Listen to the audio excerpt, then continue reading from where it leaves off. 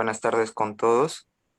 Están todos, bueno, han sido cordialmente invitados para participar de la videoconferencia titulada Insulinoterapia en Emergencia, que está a cargo del doctor Elman Gamarra Osorio, médico cirujano egresado de la Facultad de Medicina de la Universidad Nacional de Trujillo, médico internista del Hospital Lasarte Echegaray, médico residente de endocrinología, presidente del Comité de Educación Médica del Consejo Regional 1 del Colegio Médico del Perú, a quien tenemos el agrado de presentar y estamos muy agradecidos también por haber aceptado nuestra invitación, doctor. Le dejamos en la palabra para que pueda iniciar su conferencia. Hola, ¿qué tal? Buenas tardes con todos. Ya me han presentado. Agradeciendo en primer lugar a la oportunidad de poder reunirnos. Sé que tal vez hay una serie de actividades o llamarlo así, situaciones que hace de que la educación ya no sea como antes, ¿no? Pero hay que siempre sobreponernos ante este tipo de adversidades que estamos viviendo y obviamente pues revisando algunos temas que son útiles en la práctica clínica sobre todo, ¿no?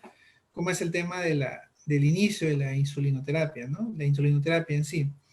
Si bien es cierto, pues hoy en día la mayoría de reuniones virtuales que tenemos, pues encontramos al famoso COVID como la protagonista, pues no debemos de descartar las demás enfermedades, ¿no? Demás enfermedades que de una u otra manera están generando o se posee una gran cantidad de pacientes crónicos, como es específicamente la enfermedad de la diabetes. Ahora, el tema que voy a presentar, podemos dedicarnos a hablar tal vez de diabetes semanas, meses, años, ¿no? Hay especialidad y subespecialidad en eso, pero el tema específico es insulinizar, ¿no? Y también insulinizar, ¿no? Específicamente, podemos pasarnos muchas semanas, meses realizando una serie de talleres y vamos a encontrar diversas bibliografías y diversos puntos de vista.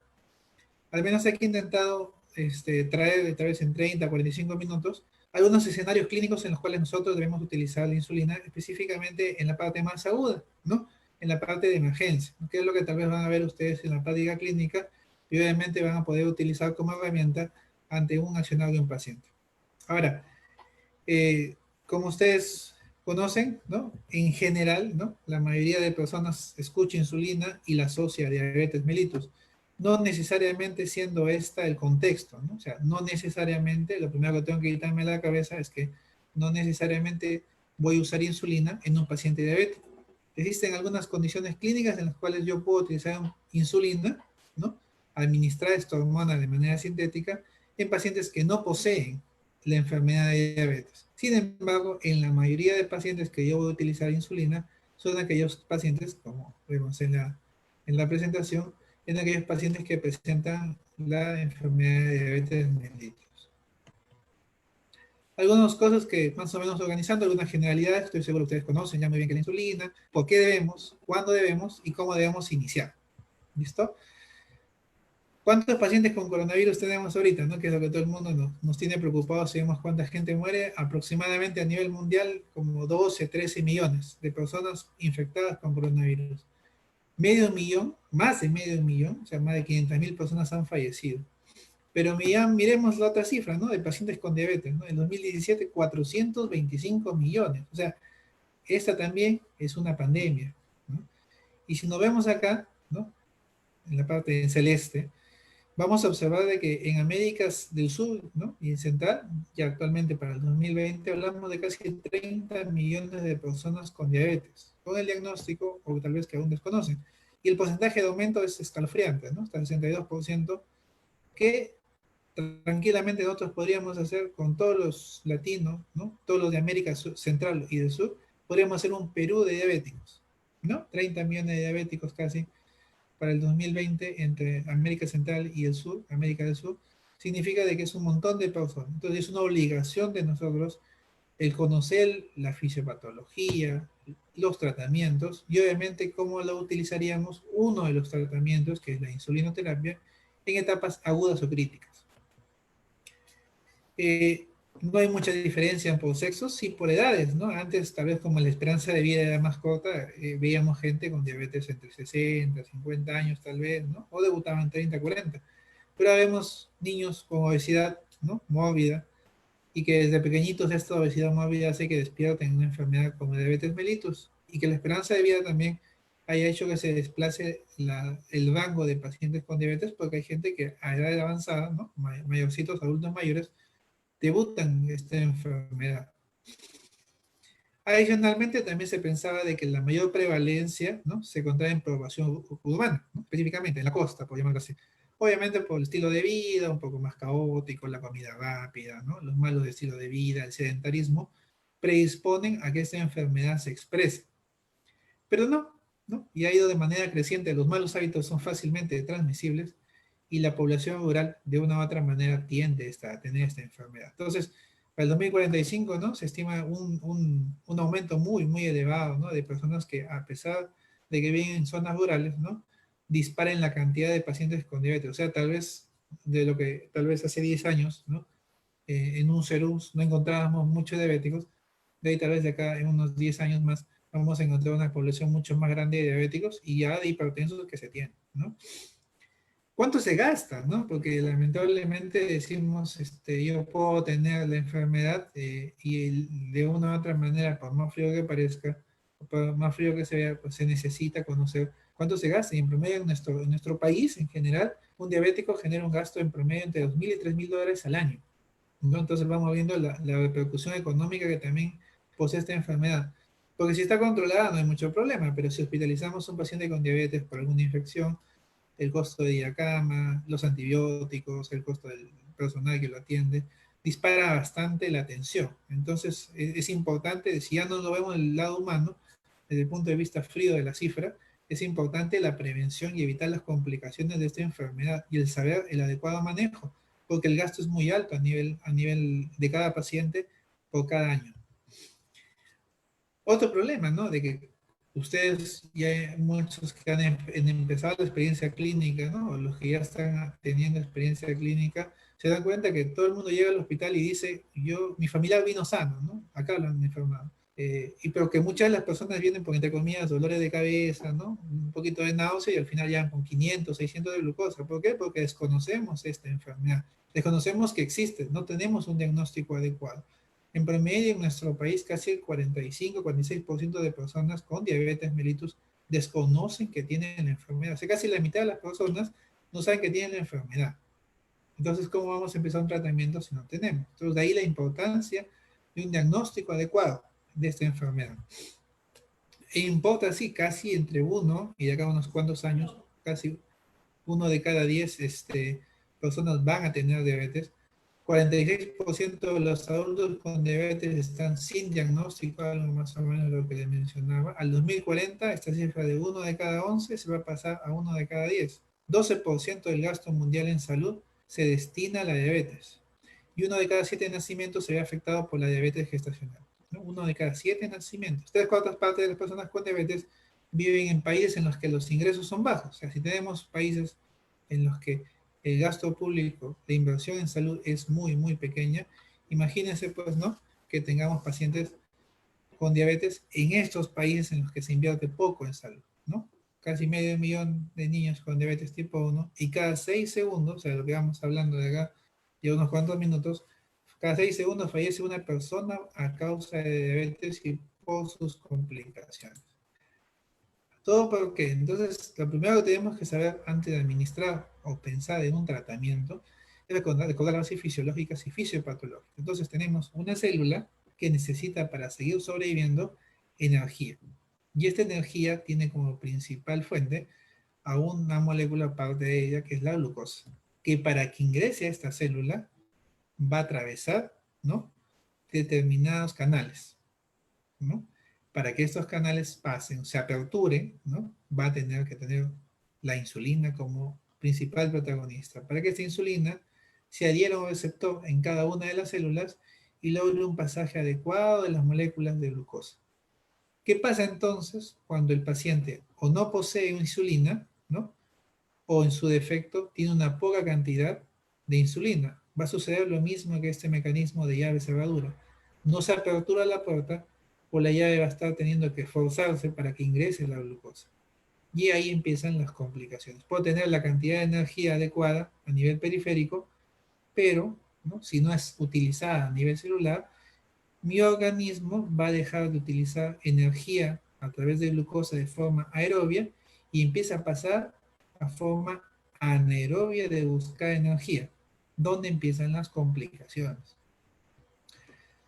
Podría decirse que el estudio pues ya tiene casi 100 años, ¿no? Desde quienes descubrieron y se obtuvieron un premio Nobel a raíz de su descubrimiento de que existía en el páncreas un páncreas endocrino, una célula beta en un islote de Langerhans, ¿no? Posteriormente se llegó a la síntesis de una adecuada cadena, ¿no? Para conocer cómo era la hormona insulina propiamente, que es una cadena A y una B unida por puentes disulfuro, ¿no? Para posteriormente utilizarla ya como tratamiento, ¿no? Y cambiar la vida de las personas. En el caso de los niños, tal vez que nacían con diabetes tipo 1, ¿no? Que llegaba a un estado extremis de desnutrición y de uso de energía de manera anaerobia, hasta que empieza a utilizar insulina y gana el peso de manera adecuada, ¿no?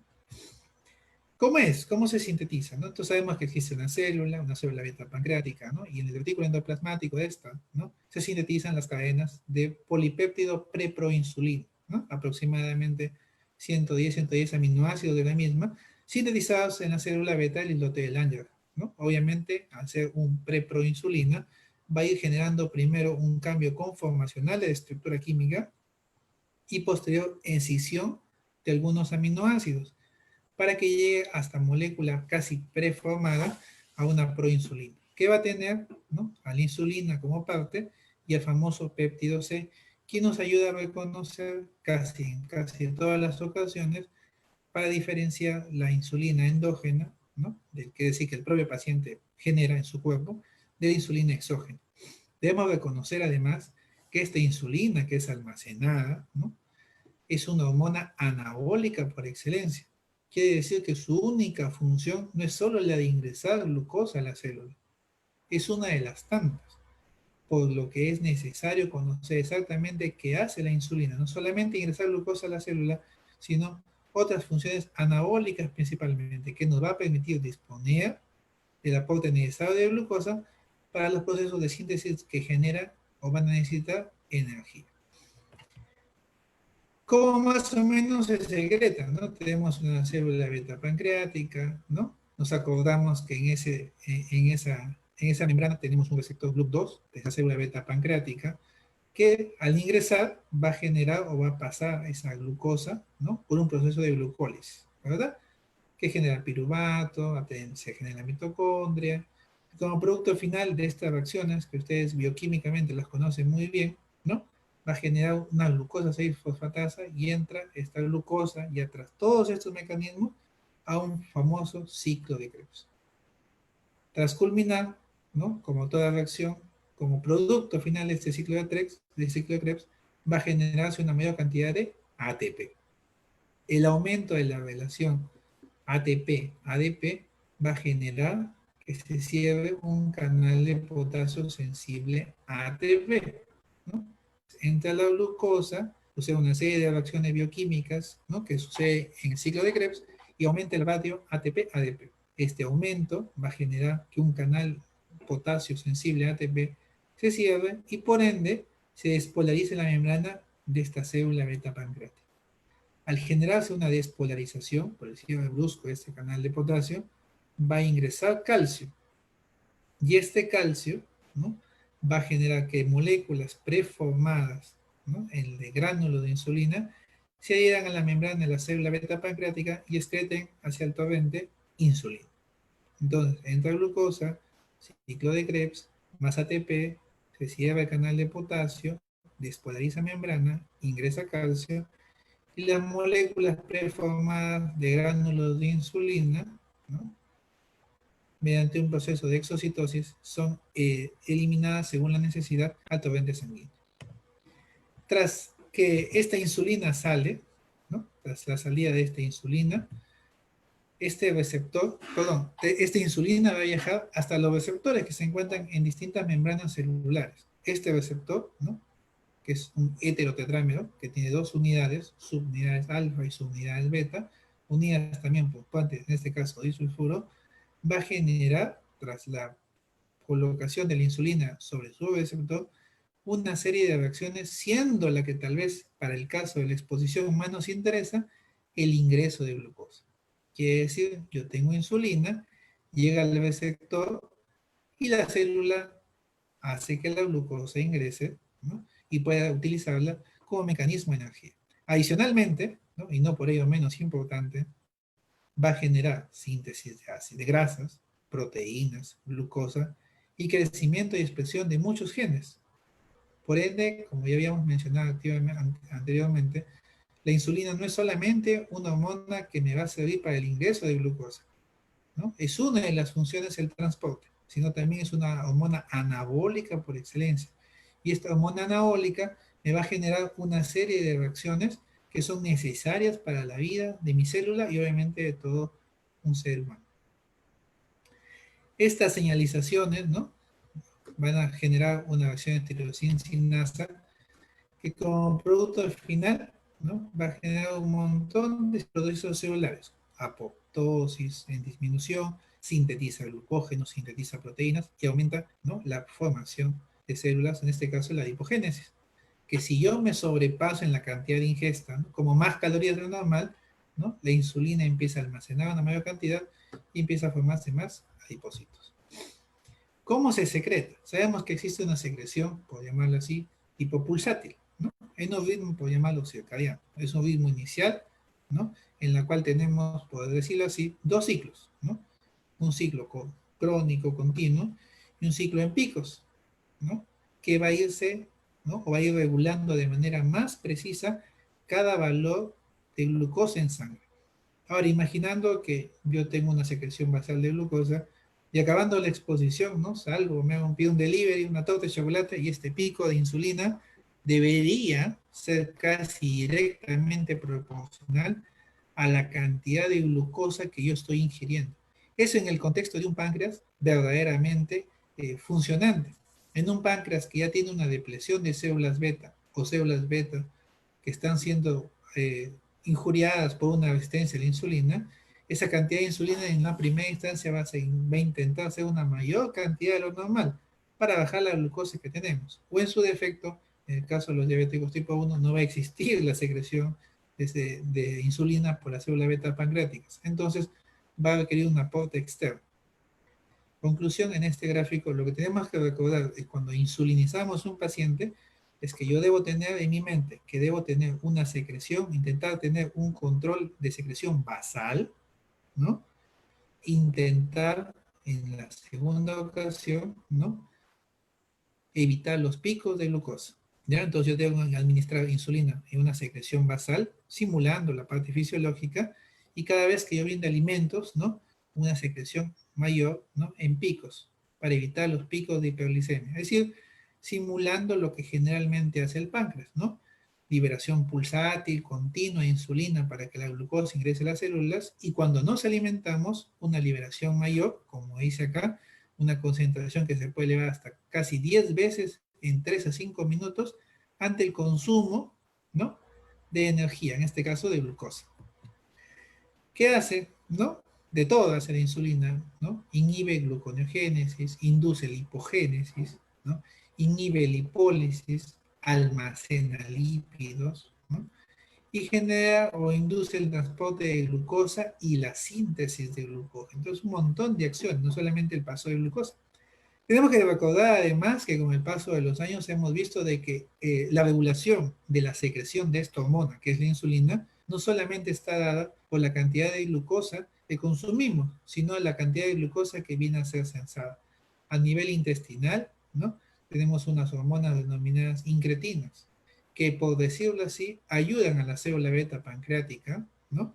Al incremento de la secreción de insulina. Es como decir, si cuando yo censo a nivel intestinal una sobrecarga, una mayor cantidad brusca de glucosa, ¿no? A nivel intestinal voy a enviar una señal, ¿no? Que la voy a realizar a través de estas hormonas incretinas y que va a hacer de que la célula beta pancreática secrete insulina, como dice acá, hasta casi 10 veces rápidamente, mucho más fácil de lo normal.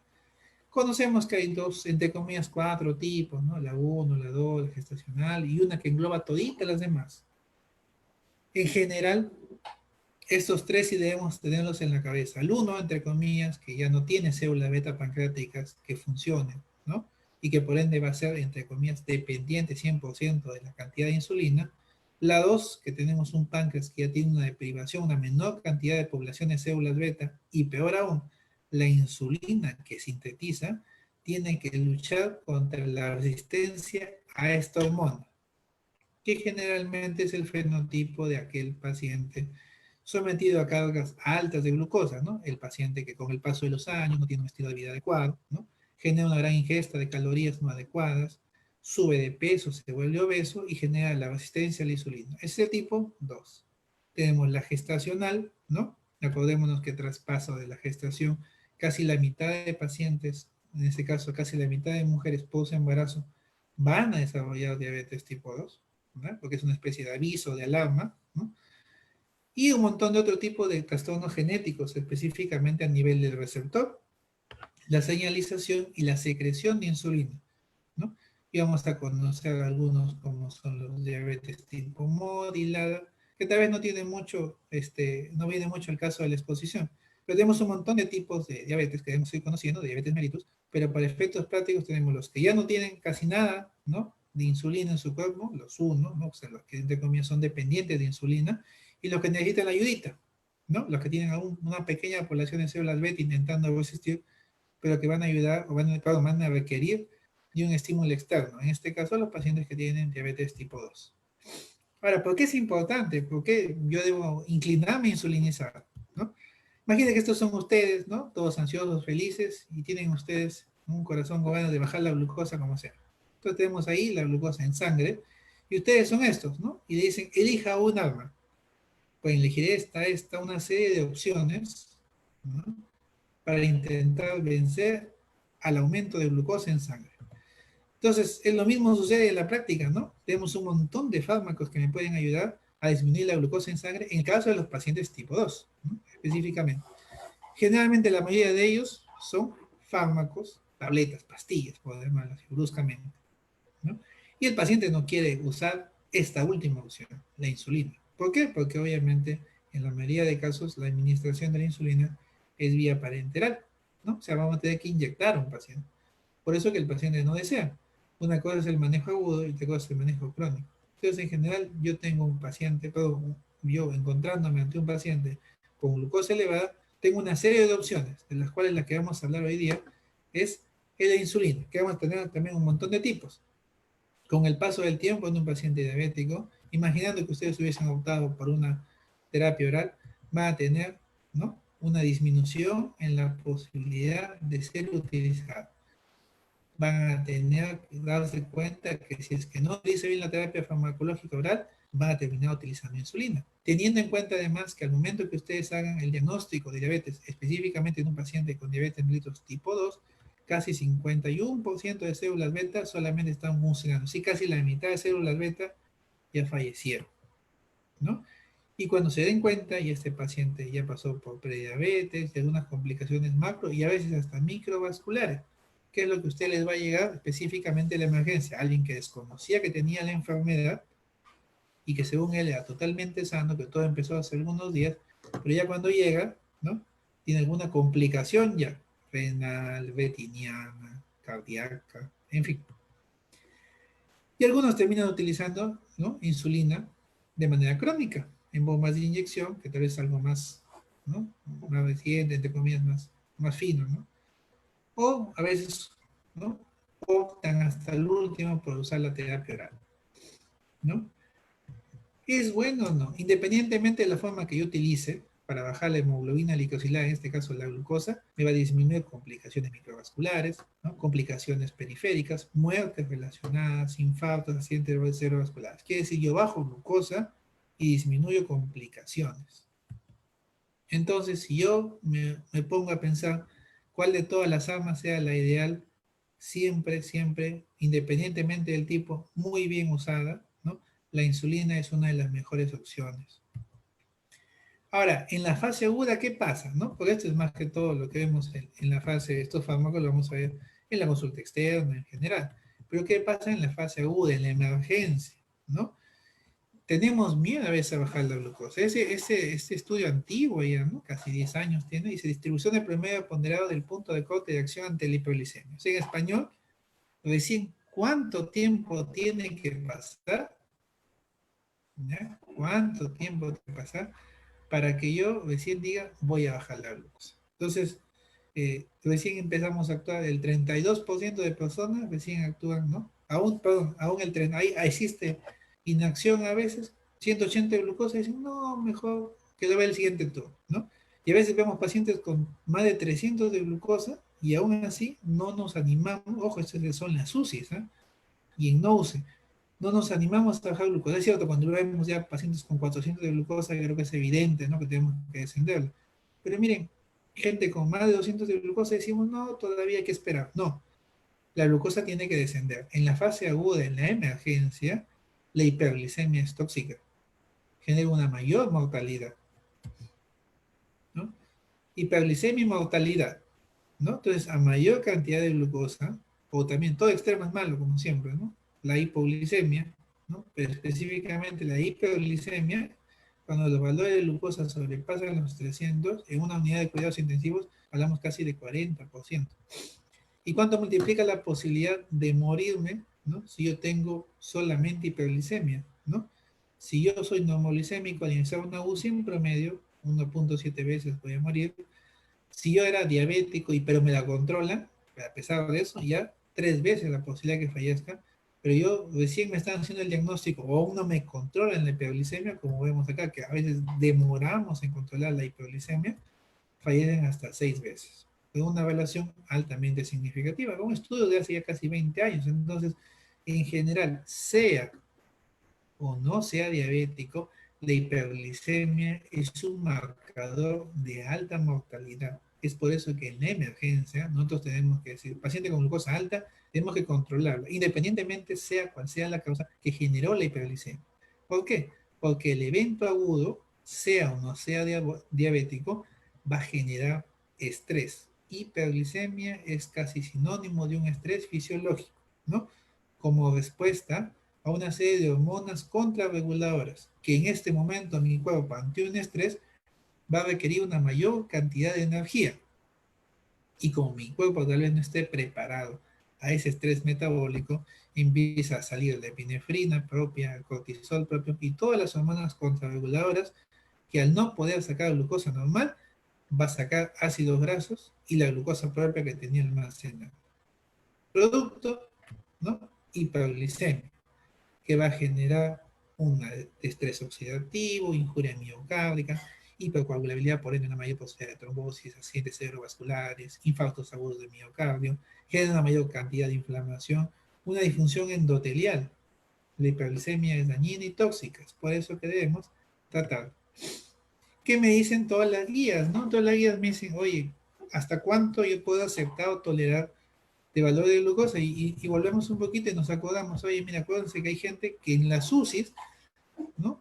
Todavía permiten que llegue gente a 300, 350, pero miren, ¿no? Acá vemos casi todas las guías nos van a decir de que el objetivo de un paciente en fase aguda va a ser de 140 a 180 de niveles de glucosa. Entonces, si a mí me están diciendo de que este es mi objetivo de glucosa en un paciente hospitalizado o que me llega una emergencia, tengo que saber disminuir primero lentamente los valores de glucosa, ¿no? Evitar alejarme por todo lado de las posibilidades de la hipoglicemia, independientemente sea cual sea la causa que me elevó la cifra de glucosa, ¿no? Ahora, ¿el problema cuál es, no? Porque vemos que en lugares en los que existen especialistas, ¿no? Llegamos hasta 300, 400 de glucosa y no sencillamente tomamos una acción. ¿Cuál es el problema? De que a veces el propio médico tiene miedo a utilizar insulina. En la forma ambulatoria, el 95% de médicos a veces duda en iniciar insulina. 99% de pacientes, ¿no?, conciben a la insulina como una sustancia indicadora de falla de finalidad. Cuando a la gente le dicen, va a usar insulina, piensan que ya, es el final. Y eso no necesariamente es así. Más de la mitad de pacientes, cuando ustedes le hablan o le dicen que quieren utilizar o deben utilizar insulina, van a buscar a otro médico, una segunda opinión. Y 20% en promedio de los pacientes ingresan en algún grado de depresión. Entonces el paciente crónico, ¿no?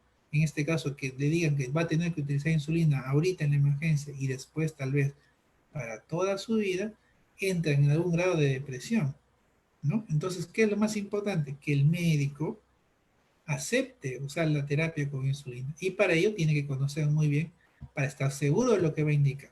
Ahora, ¿cuándo insulinizamos? Existe un montón de guías, obviamente tienen que leerlas, ¿no? Aquí una serie de resúmenes se puede iniciar, ¿no? Se les puede presentar. Y lo vamos viendo en dos escenarios, un paciente estable y un paciente inestable. Si yo tengo un paciente con una hiperglicemia y está estable, lo más probable es que sea diabetes. Creo que el diagnóstico es muy conocido, la glucosa basal mayor o igual a 126 miligramos por decilitro, o una hemoglobina glicosilada más de 6.5 me haría el diagnóstico de una diabetes mellitus.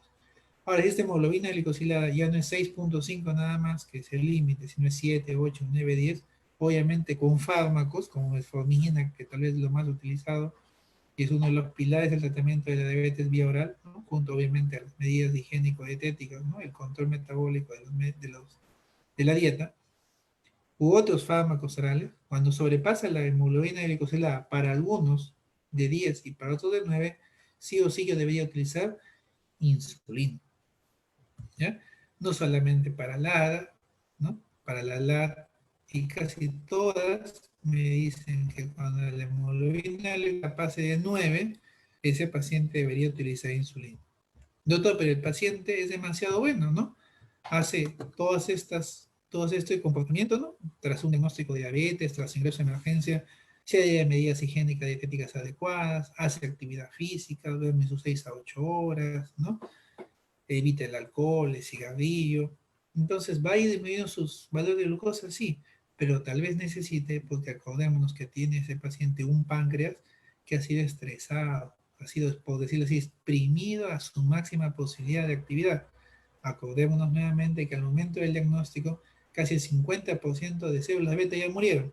Entonces la insulina en un paciente con hiperglicemia, ¿no? Diabetes, de manera ambulatoria, podría ser utilizada así para disminuir ese estrés del páncreas. Y utilizando estas medidas, tal vez con el paso del tiempo, deje la insulina y pueda ser controlado solamente con fármacos vía oral. Ese es en el escenario que el paciente esté, por decirlo así, ambulatoriamente o estable, que les puede llegar por una emergencia, por tal vez poliuria, polidipsia, ¿no? Y que adicionalmente se le va a asociar otros factores de riesgo, obviamente, ¿no? Como un trastorno lipídico, o a veces una hipertensión arterial secundaria, ¿no? Que puede suceder. Entonces, esto ya generaría una serie de otros trastornos metabólicos. Conclusión, tenemos que utilizar insulina si el paciente está estable, en general, cuando la glicosilada pasa 10 sí o sí, o cuando pasa 9, en algunos días nos recomienda, ¿no? Siempre con control y precaución. ¿Cuánto? Algunas guías como la Asociación Americana de Endocrinólogos Clínicos es un poco más agresiva en el manejo de la diabetes. Entonces nos dice, utilicen insulina desde que la glicosilada sobrepasa 8. ¿Por qué? Para evitar que esa célula beta pancreática sea estresada. Obviamente que la dosis va a ser, ¿no? Un poquito más baja, ¿no? Si es que, por ejemplo, tiene 8 solamente, la dosis diaria total iría desde 0.1 a 0.2 unidades por kilo. Imaginando, por ejemplo, un ejemplo, ¿no? Tengo un paciente para esta guía, ¿no? Con 8 de hemoglobina glicosilada y pesa 80 kilos, entonces yo podría administrarle al día entre 8 y 16 unidades al día. Y si tiene una hemoglobina glicosilada mayor, ¿no? Podría administrarle entre 16, ¿no? O hasta 24 unidades, ojo, diaria total, que ya según cada tipo de insulina yo la voy a ir distribuyendo, y que la distribución de manejo ambulatorio la podríamos ver en otra sesión. Aquí vamos a hablar un poco más de cómo la distribuiríamos en la parte aguda y en emergencia.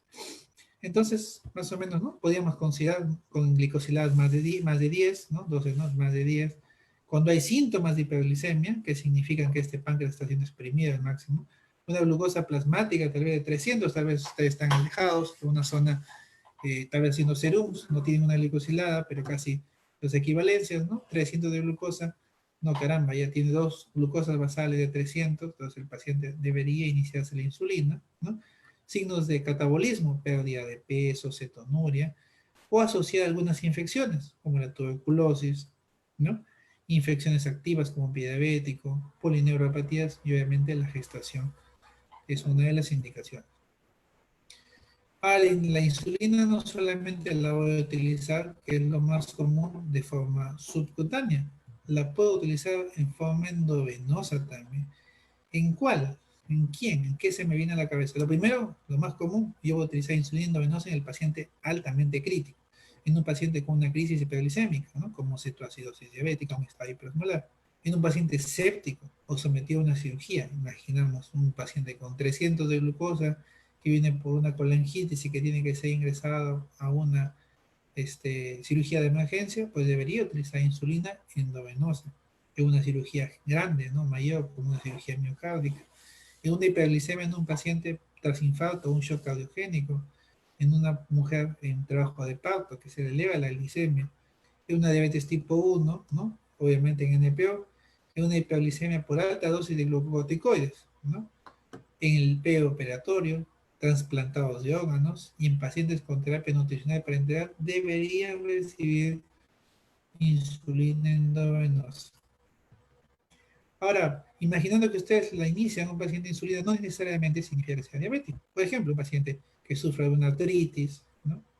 30, 40 años, una mujer con 5 años de dolor articular y que le inician corticoides por 5 a 7 días, ¿no? Pero la paciente lo toma 5 a 7 meses, ¿no? Y genera una hiperglicemia. Entonces tal vez podría utilizarse insulina y conforme vayamos retirando los corticoides, esa glucosa debería ir disminuyendo. En este caso la utilizaríamos de manera temporal. En la gestación también, ¿no? Hablamos de que la diabetes gestacional solamente en promedio, ¿no? Solo la mitad de las personas embarazadas van a quedar con diabetes en sí.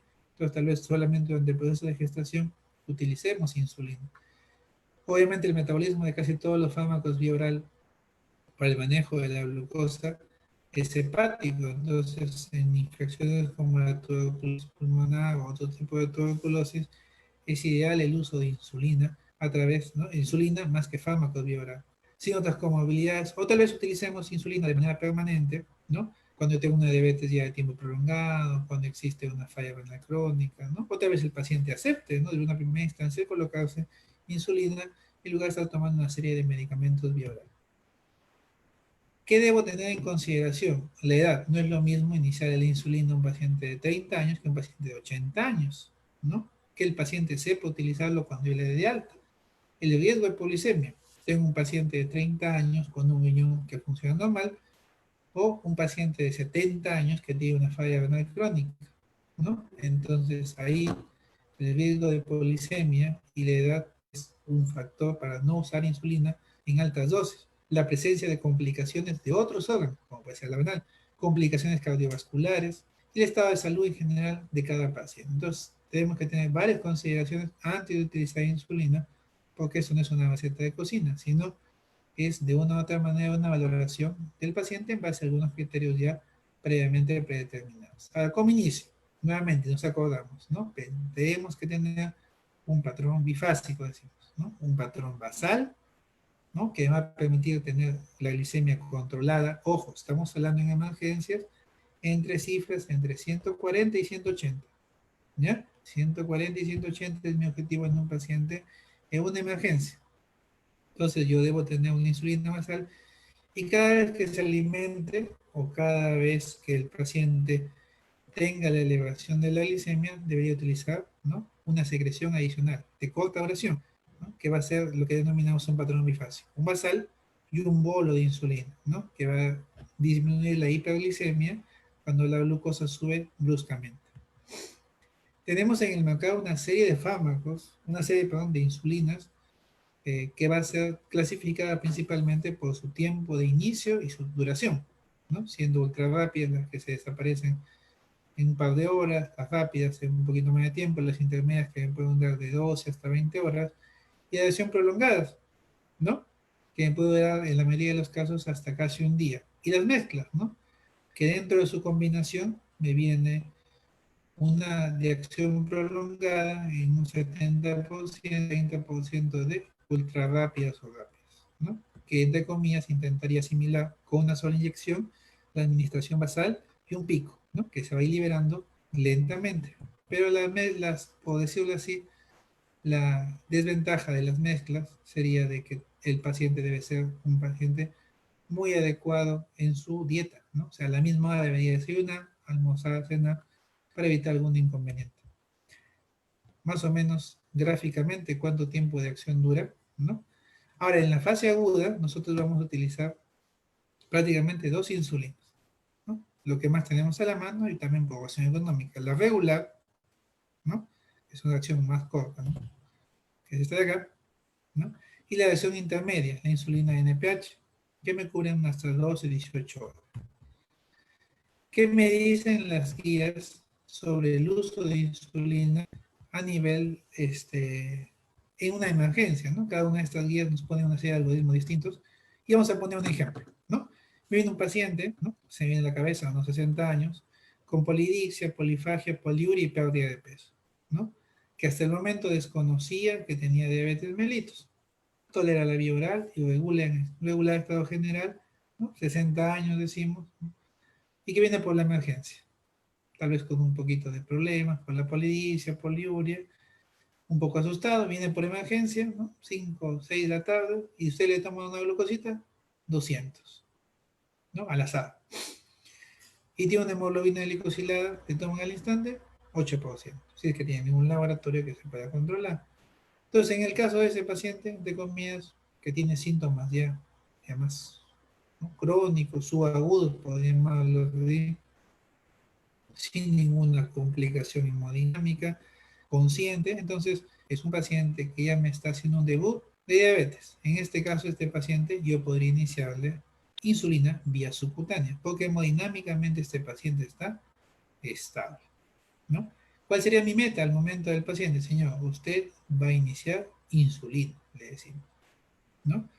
¿Cuánto? Cuando usted despierte, señor, usted debe tener una glucosa entre 80 y 130 y post comidas no debería pasar de 180. Ideal tener un glucómetro para que llegue su hemoglobina glicosilada 7%. En este caso podríamos utilizar dentro de lo que tenemos, ¿no? Una insulina de acción prolongada, ¿no? Que puede ser la glargina o una insulina de acción intermedia, como puede ser la insulina NPH, ¿no? Inicio una dosis baja para no complicarme mucho la vida, ¿no? Tal vez, si es que el paciente tiene una hemoglobina glicosilada no tan alta, habíamos dicho que tal vez sugeríamos, ¿no? El uso de insulina a partir de una glicosilada de 9 o 10, ¿no? Para la ACE ya me decía 8% nada más. Podemos iniciar o 10 unidades o 0.2 unidades por kilo. Imaginando que el paciente pese 80 kilos, serían 16 unidades. Cada 72 horas, ¿no? Que está de manera ambulatoria, sin síntomas, hay que reconocer, enseñar al paciente a reconocer síntomas de hipoglicemia, ¿no? Yo debería tomar una glucosa basal, ¿no? Si está dentro de los rangos, ¿no? Mi glucosa está entre 80 y 130, debería continuar los mismos tal vez 16 unidades que yo le inicié. Si mi glucosa sobrepasa 180, ¿no? Yo le podía agregar, perdón, si mi glucosa está entre 130 y 180, aumentar 2 unidades. Yo había iniciado con 16, le puedo agregar 18 unidades. Si mi glucosa sobrepasa los 180, podría iniciar o aumentar hasta 4 unidades, que decir, ya no sería 16, sino 20. Y si mi glucosa se me fue al extremo, ¿no? Se me bajó, le inicié 16 unidades, pero ya amaneció con 68, entonces yo podría tranquilamente iniciar, ¿no? Perdón, disminuir 4 unidades, porque mi glucosa se me bajó demasiado, ¿no? En lugar de usar 16, solamente 12 unidades, en este caso es la que elegí, insulina glargina. Imaginando que yo elegí insulina NPH para el mismo paciente, ¿no? Decimos 0.2 unidades por 80 kilos me saldría 16. 2 tercios lo puedo administrar en la mañana, antes del desayuno, y 1 tercio lo puedo administrar en la noche, ¿no? Que podría ser aproximadamente 16, ¿no? 10 unidades antes de su desayuno y 6 unidades antes de su cena. Más o menos un 2 tercios. ¿Qué es lo de que deberíamos administrar la insulina en este caso NPH, porque ella no dura todo el día, solamente unas 12 horas, ¿no? En caso de la glargina, que dura casi todo un día, entonces yo sí podría administrar 16 unidades en una sola ocasión, de preferencia por las mañanas. Entonces, para elegir una dosis, en este caso nosotros hemos elegido la dosis 0.2 unidades, ¿no? Debemos valorar una serie de escenarios, ¿no? Tengo un paciente con, si yo tengo un paciente que me tiene una cantidad de glicemia, ¿no? Alta, pero más de 70 años, con poco músculo, con una tasa de filtración glomerular baja, entonces yo uso dosis pequeñas, entre 0.2 y 0.3. Tengo glucosas ya moderadamente altas, sin mucho riesgo de polisemia, pues hasta 0.4. Y si tengo glucosas demasiado elevadas en un paciente joven, sin falla renal, pues yo podría utilizar hasta 0.5 unidades. En este caso, 0.5 unidades en un paciente de 80 kilos, ¿no? Serían 40 unidades, ojo, en todo el día. Si utilizaría yo, por ejemplo, ¿no? Nos ponemos en el caso de utilizar insulina NPH en un paciente de 40, 50 años con estas glucosas y me arriesgo a utilizar 0.5 unidades, 80 kilos por 0.5 unidades sería 40 unidades en todo el día. Voy a dividir, hemos dicho que debo tener yo un patrón bifásico, ¿no? La mitad de esas 40 unidades en mi basal y la mitad de esas 20 unidades en bolos con cada alimento que yo consumo. Entonces, de esas 40 unidades que voy a aplicar de insulina en todo el día, 20 lo administraría en una sola dosis, si fuera insulina de acción prolongada, como la guía, o de temia o de gluten, o 20 la voy a dividir 2/3 en la mañana, ¿no? Que puede ser 12 unidades en la mañana y 8 en la noche. Y los otros 20 que me faltaban, ¿no? Del total de 40 que he calculado utilizando 0.5 unidades, podría yo administrarle 6 unidades con el desayuno, ¿no? Unos 30 minutos de desayuno, unos 8 unidades con el almuerzo que se come un poquito más y 6 unidades con la cena. Ese es un juego de números, ¿no? Entonces es fácilmente calculable teniendo siempre esos valores. Estamos hablando de pacientes estables en un primer escenario, ¿no? Viendo la edad, ¿no? La cantidad de masa muscular y la tasa de filtración glomerular, ¿no? O sea, valorando riesgo a la hipolisemia. Si es que el paciente tiene alto riesgo de polisemia, uso dosis baja. O si tal vez tengo un poquito de miedo a utilizar insulina, pues bueno, inicio con dosis baja. Y si ya tengo un poquito más de experiencia, el paciente tiene bajo riesgo de polisemia y tiene cifras demasiado elevadas, sí puedo utilizar hasta 0.5 unidades por kilo. Hay ocasiones que se puede utilizar hasta más unidades de insulina. Más o menos lo que les comentaba, ¿no? Hemos dicho, por ejemplo, en un paciente de 80 kilos y decido utilizar 5 unidades, ¿no? 0.5 unidades por, perdón, decimos 50%, ¿no? Si quiere evitar hipolisemia, puede utilizar 25% menos, ¿no? 50% va en la mañana, 50% va en los bolos, ¿no? Desayuno, comida, dependiendo obviamente en qué momento el paciente coma más, ¿no? Si come más en la cena, pues más insulina en la cena. Si come menos en la cena, o más en el almuerzo, más insulina en el almuerzo. Ahora ya, vamos a la parte que entra en emergencia. Nosotros tenemos un paciente que me puede llegar a la emergencia, que es muy habitual, que está estable y que podemos iniciar la insulina ambulatoriamente. Pero acá tenemos, por ejemplo, una paciente de 45 años, quien para prevención de COVID se automedica con un montón de fármacos que hoy en día, ¿no? Muchos nos sugieren, ¿no? Por 2 semanas. Incluido dentro de esos fármacos a la prednisona, ¿no? Esta puede ser una paciente que no necesariamente es diabética, pero como está consumiendo corticoides por 11 días, va a tener hiperglicemia. Y que ingresa por disuria, por la curia de 4 días de evolución, con estas funciones vitales, ¿no? Un hemograma con 12.000 leucocitos, examen de orina con leucocitos a campo cubierto, y una glucosa en 208, con análisis de gases arteriales, por decirlo así, ¿no? pH 7.4, un bicarbonato es acá de 21, casi dentro de lo normal, y que me evita, ¿no? O que me descarta tal vez la posibilidad de tener una crisis hiperglicémica. Entonces, en este caso es una paciente joven que tiene hiperglicemia asociada a una infección Y que esa hiperglicemia no necesariamente es por diabetes, ¿no? Puede ser por el consumo de corticoides. Entonces, en ese caso, ¿no? En ese caso yo tengo un paciente al cual obviamente tras la toma de un orocultivo debo iniciarle antibióticos, sacarle hemoglucotés cada 6 horas e iniciar la escala correctiva. ¿Qué significa esta famosa escala correctiva? Dicen, ¿no? O van a encontrar que mediante la administración en un paciente que tiene una necesidad de estar hospitalizado, ¿no? Porque acá tenemos un paciente que tiene una infección de vías urinarias, ¿no? Evidente, que tiene infección de vías urinarias y que este paciente tiene una infección y tiene hiperglicemia, ameritaría estar hospitalizada para el tratamiento de la infección. En este caso, yo debería tomarle un hemoglucotés cada 6 horas y de acuerdo al valor de glucosa que me va apareciendo, ¿no? Yo administraría una dosis de insulina vía subcutánea. Por ejemplo, tomaría yo tal vez un hemoglucotés a las 6 de la mañana del paciente, su primer día de hospitalización, ¿no? Y a las 6 de la mañana me sale una glucosa en 250. Yo tal vez opte por administrarle con 250 5 unidades de insulina. Al mediodía tomo otro test, otro hemoglucotest y me sale tal vez 210 de glucosa y opto por administrarle 3 unidades de insulina. Tal vez a las 6 de la tarde le tomo un nuevo hemoglucotest y me sale 190 y opto por administrarle 2 unidades de insulina. Acordémonos que nuestro objetivo es llevar la glucosa, ¿no?, entre 140 y 180 en un hospitalizado. Y tal vez a la medianoche le tomo un nuevo hemoglucotest y la glucosa está en 160. No opto por administrarle nada.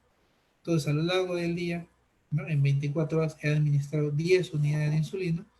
Puedo administrarle esas 10 unidades de insulina, tal vez como insulina NPH, en una sola dosis, ¿no?, antes del desayuno. Ese es un paciente que va a estar hospitalizado, que tiene hiperglicemia, no necesariamente diabética, ¿no?, porque tal vez la glucosa subió por el corticoide y por eso tal vez hizo una infección urinaria, y que durante su hospitalización va a requerir, como tal, un control de glucosa entre 140 y 180. Entonces yo estoy tomando una glucosa cada 6 horas, ¿no?, para ir monitorizando que no se me salga esa glucosa, que no sobrepase 180. En más o menos, en la mayoría de los casos, cuando tengo un paciente hospitalizado que tiene criterios para lo mismo y que yo debería estar controlando su glucosa, cuando yo, entre comillas, el paciente esté estable, yo puedo utilizar insulina vía subcutánea. En este caso, una insulina regular, o que muchos la denominan insulina rápida.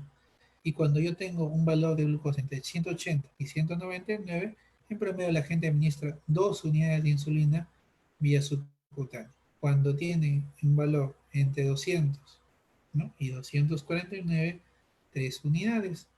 Entre 250 a 299, 5 unidades, y por encima de los 300, ¿no?, 7 unidades, ¿no? 2, 3, 5, 7, 180, casi 200, 200 a 250, 250 a 300 y más de 300. Y así sumo la cantidad de unidades de insulina que usaba en dosis pequeñitas cada 6 horas durante todo el día, y esa totalidad de unidades puedo administrarlas en una sola dosis para simular mi dosis basal que voy a tener que requerir para que mi paciente siempre tenga la glucosa entre 140 y 180, que es la meta en el paciente hospitalizado.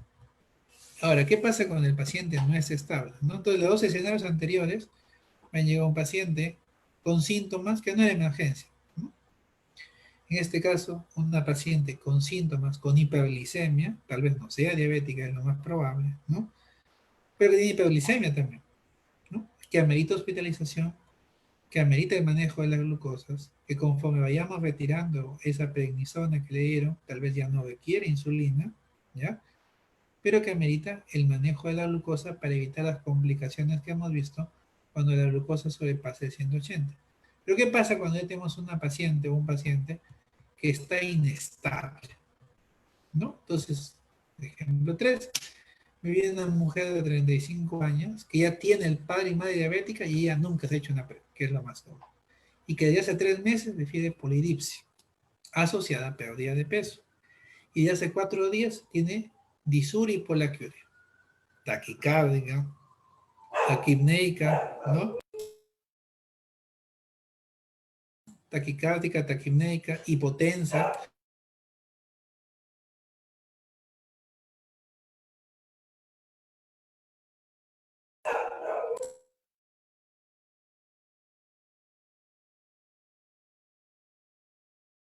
taquicárdica, taquipneica, hipotensa, con examen de orina en el que también hay leucocitos a campo cubierto, un hemograma con 14.000 leucocitos, ¿no?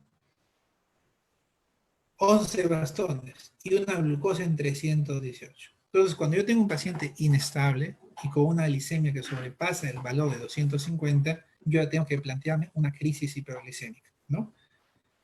Esta crisis hiperglicémica no significa solamente que la glucosa esté alta, ¿no? Sino que ya tengo un trastorno hidroelectrolítico asociado, en este caso una acidosis metabólica, ¿no?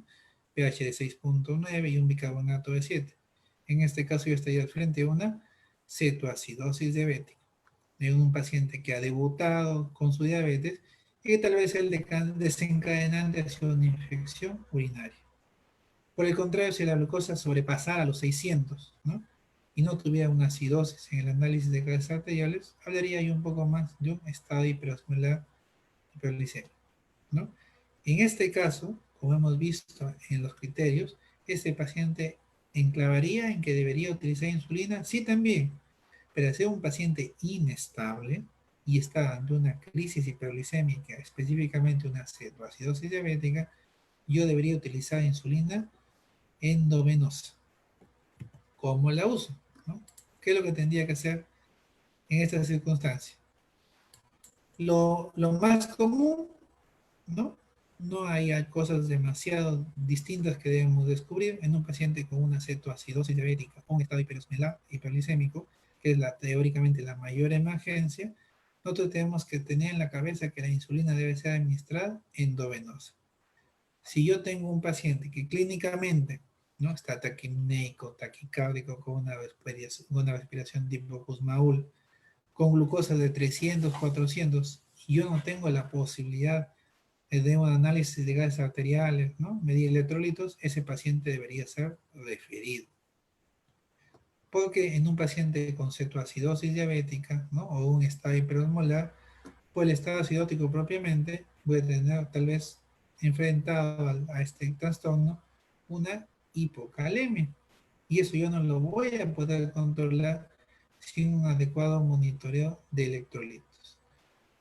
Independientemente sea cual sea de las dos situaciones, ¿no? una cetoacidosis diabética o un estado hiperosmolar, lo primero que vamos a hacer en todos los algoritmos es fluidos. Y incluso aquí me dicen la forma y la velocidad que yo debo infundir. Si tengo electrolitos, ¿no? Tengo 1 litro por hora, me dicen, me recomiendan, en el caso de la insulina, ¿no? ¿No? Infusión endovenosa de fluidos, en este caso, si yo tengo, dice, un sodio alto, debería ser sodio al medio normal. Acordémonos que el frasquito viene al 0.9%, ¿no? Al medio normal sería 0.45%. Si tengo un sodio bajo, ¿no? administraría el cloruro de sodio al medio normal. Y eso es lo primero que ella administra, ya que me dice a qué velocidad, hasta 1 litro por hora, al menos las primeras 3 a 4 horas. ¿Por qué? Porque un paciente con este estado acidótico de por sí va a tener una alta cantidad y gasto de fluidos. Luego, estando seguro de las cifras del potasio, porque acordémonos que cuando pasamos el potasio, pero la insulina vía subcutánea, no hay alteración del potasio. Pero cuando administramos insulina vía endovenosa, me lleva a la hipocalemia. Si yo tengo insulina endovenosa que utilizar, ¿cómo haría? Mezclo 100 unidades de cloruro de sodio, ¿no? 100 mililitros, perdón, de cloruro de sodio con 100 unidades de insulina. Quiere decir de que tendría una mezcla de 1 mililitro con una unidad. Y dice, para administrar insulina endovenosa, primero debería administrarle 0.1 unidades por kilo. Si pesa 80 kilos, debería pasarle, por ejemplo, 8 unidades endovenosa y luego dejarle 8 unidades por hora. Por ejemplo, me viene un paciente, imaginando este mismo ejemplo, ¿no? con 318, ¿no? En un evidente estado acidótico, ¿no? De 35 años, yo digo, pesa 50 kilos, pongámosle un peso ahí, 0,5, ¿no? Pero 50 kilos por 0,15 le debería pasar en bolo endovenoso, ¿no? Acordémonos que hemos hecho una mezcla de 100 mililitros con 100 unidades y luego administraríamos 5 unidades por hora en una bomba de infusión. ¿Cuál es mi objetivo? No es mejor médico el que más rápidamente baja la glucosa, no. Porque imagínense qué sucedería con la modalidad plasmática si yo la llevo bruscamente de 400 a 300, ¿no? Las células van a sufrir, porque las modalidades estoy bajando bruscamente. Acá me dice que debería yo disminuirla entre 50 y 70 miligramos por decilitro por hora, monitorizando el potasio y la administración de fluidos endovenosos. Ya en estados un poco más críticos, ¿no? La administración de bicarbonato sería necesaria si es que el pH disminuye a 6 menos 6,9 o en algunas otras condiciones clínicas. Lo que nos interesa aquí es que en el paciente críticamente enfermo, ¿no? Yo debo administrar insulina endovenosa. Siempre que administre insulina endovenosa, tengo que monitorizar el potasio. Doctor, pero yo le saco el valor de potasio y me ha salido 3. ¿No puedo utilizar insulina endovenosa? Sí, sí la puedo utilizar. Pero para ese caso tendría yo que reponerle a las cifras normales de potasio, tal vez colocar una vía central, administro potasio para llevarlo a la normalidad 3,54 y con seguridad inicio insulina endovenosa, paralela de los fluidos y hasta que el paciente salga del cuadro. Lo mismo o similar administración va a ser con el estado hiperosmolar hiperglicémico. Ahora, imaginando que yo tengo un paciente inestable, o sea, no está estable el paciente, y no es cetoacidosis, y no es estado hiperosmolar, por ejemplo, un infarto agudo de miocardio en un diabético, ¿no? ¿Qué hago? ¿No? Me llega un paciente con infarto agudo de miocardio, diabético, estamos diciendo que aumenta rápidamente la mortalidad si es que yo tengo la hiperglicemia, y hemos dicho que debe estar entre 140 y 180. ¿Cómo lo bajo la glucosa? ¿No? Imaginando que el paciente venga con un infarto agudo de miocardio y 325 de glucosa. Según este protocolo, ¿no? Divido 325 entre 100, 3,25. Entonces yo administraría, ¿no? 3,25 o tal vez redondeado, 3,5 unidades de insulina endovenosa. Podemos hacer la misma mezcla, ¿no? 100 mililitros, ¿no? Con 100 unidades, en este caso 150 para administrar, pero más fácil es, ¿no? 100 mililitros de cloruro de sodio con 100 unidades de insulina, lo pongo en una bomba de infusión. Si el paciente tiene 325, le inicia 3,25 cc por hora. Y obviamente, como es un paciente crítico, ese paciente debería tener un monitoreo de glucosa horario, ¿ya? Si pasó tal vez una hora, ¿no? Son ahorita las 7 de la noche y de inicio 3,5 cc hora a ese mismo paciente infartado que viene con 325 de glucosa. 8 de la noche, la glucosa bajó a 200. ¿Cuál hemos dicho que es mi objetivo? Bajar entre 50 y 70. Tal vez se me pasa muy bruscamente la baja. Entonces la infusión tal vez debería no dejarla en 3,5 sino en 3. ¿Ya? Para ir disminuyendo progresivamente hasta mi objetivo que es entre 140 y 180. Si tal vez de 325 bajó solamente a 280, mi objetivo cuál es? Ir disminuyendo entre 50 y 70 hasta que esté entre 140 y 180. Entonces ya no lo dejo a 3,5, sino tal vez lo puedo subir a 3,75 o 4. Hasta que mi glucosa haya descendido entre 50 y 70 unidades, monitorizando mi potasio y mi glucosa esté entre 140 y 180. Cuando mi paciente ya está estable, ya no va a requerir la insulina endovenosa. Lo que va a requerir, ¿no? Es la insulina, pero tal vez vía subcutánea. Sumo la totalidad de unidades de insulina endovenosa que utilice y luego eso las dosifico, ¿no? Como hemos visto en el anterior ejemplo, ¿no? Según la unidad, según la insulina que utilice, 50% en basal, 50% en bolo, y si uso en pH de ese basal 2/3 de la mañana y 1/3 en la noche. No es difícil utilizar insulina, difícil es animarse y tener cada uno de los pacientes. El truco en la insulina, independiente de lo administre vía subcutánea o endovenosa, siempre va a ser de que yo monitorice al paciente hasta que yo tenga una mayor experiencia clínica. Lo único que sí debemos recordar es que cuando administramos insulina, en cual sea de los escenarios, yo debo estar monitorizando las glicemias. Si está hospitalizado y el paciente es crítico, no debería pasar de 180 ni descender de 140 de glucosa. Es el margen de seguridad, como dicen prácticamente todas las guías. Y si utilizo una insulina endovenosa, siempre debo monitorizar el potasio. Es lo que les había traído en diapositivas. No sé si tuvieran preguntas, que imagino que sí debe haber varias. Gracias.